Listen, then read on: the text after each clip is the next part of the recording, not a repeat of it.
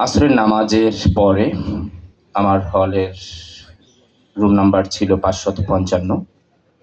হল মসজিদ থেকে নামাজ পড়ে আমি আমার রুমে বসে পড়ালেখা করছিলাম। হঠাৎ করে আমার রুমে দরজা ধাক্কা দিল। আমি দরজা খুলে দেখি আমার ইমিডিয়েট জুনিয়র সুমন। ও আমাকে বলছে, আপনাকে 462 নাম্বার রুমে ডাকছে। 462 নাম্বার রুমটা ছিল ছাত্রলীগের পরবর্তী কমিটির কেন্দ্রীয় সহসভাপতি গোলাম রসুল বিপ্লবের।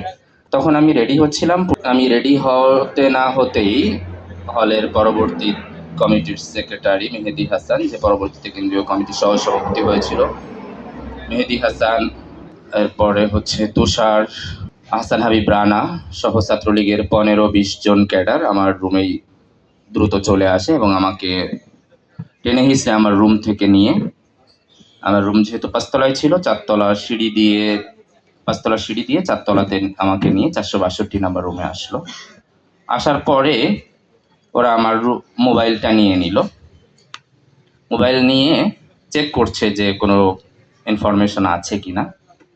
পরে অনেক ঘাটাঘাটি করে দেখলো যে আসলে কোনো ইনফরমেশন নাই। পরে ও বলল যে এ তো শিবিরের সভাপতি,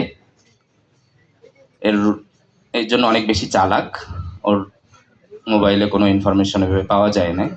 তারপরে যেহেতু ওরা ধরে নিয়ে আসছে, আমার উপর নির্মম নির্যাতন শুরু করলো। আমার মাথা থেকে নিয়ে পা পর্যন্ত, মুখ, পিঠ এবং বুকে ক্রিকেট খেলার স্টাম্প, হকি স্টিক, এরপরে ব্যায়াম করার যে কালো বড় লাঠি, এরপরে অন্যান্য যে সকল সরঞ্জাম আদি হতে পারে নির্যাতন করার, সব কিছু দিয়েই আমার উপর নির্যাতন করা শুরু করলো।